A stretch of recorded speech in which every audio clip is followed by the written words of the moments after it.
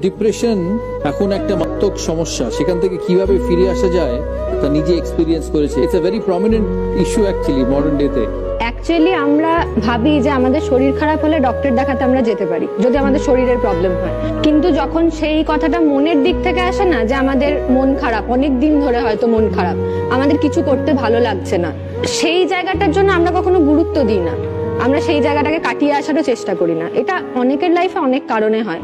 আমার নিজের লাইফে আমি যেটা এক্সপিরিয়েন্স করেছি, এটা হয়তো আমার বয়সে আরো অনেক স্টুডেন্টরাই এক্সপিরিয়েন্স করে।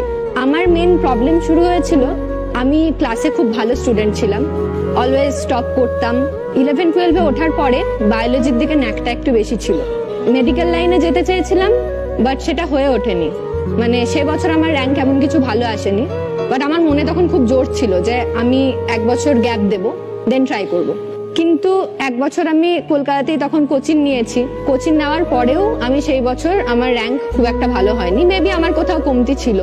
আমার ওই যে একটা জায়গা, মানে খুব ইচ্ছা ছিল, যে সাবজেক্টের প্রতি আমার ভালোবাসা ছিল, সেই জায়গাটায় পৌঁছাতে পারিনি আমি, সেটা থেকে একটা খারাপ লাগা তৈরি হয়েছিল মনে। তাছাড়া যখন আমার ফ্রেন্ডরা বাকিরা সবাই কলেজ লাইফ স্টার্ট করে দিয়েছে, তো তাদেরকে যখন দেখতাম, অনেকেই হয়তো আশেপাশে বলতো যে কি হলো 1 বছর ওয়েস্ট করে। তুমি বোঝো কি করে যে ডিপ্রেশন হচ্ছে?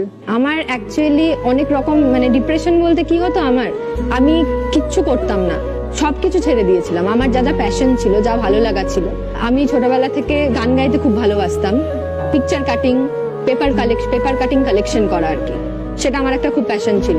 বাট আমি সবকিছু ছেড়ে দিয়েছিলাম। আমি সারাক্ষণ হয় শুয়ে থাকতাম, না কারোর সাথে কথা বলতাম না, একা একা থাকতে পছন্দ করতাম।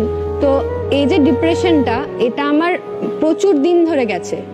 তো তারপরে আমি দেখেছি যে এই যে ডাক্তার দেখানো, কাউন্সিলিং করা, এইসব তো থাকেই, কিন্তু আমি তখন ভেবেছিলাম যে আমি নিজেকে যদি হেল্প করতে না পারি, অন্য কেউ আমাকে হেল্প করে দিতে পারবে না।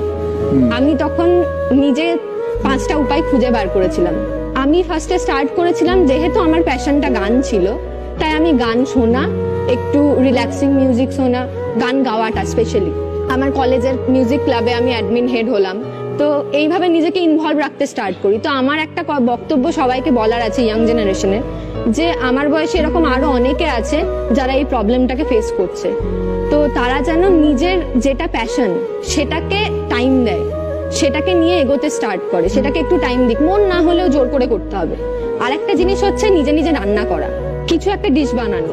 আর যারা পেট লাভার, তাদের জন্য বলবো যে কোনো পেট যারা বাড়িতে পোষে, সেটা একটা ডিপ্রেশন কাটানোর খুব ভালো থেরাপি। আচ্ছা, ডিপ্রেশন কখনো ওভারওয়ার্ক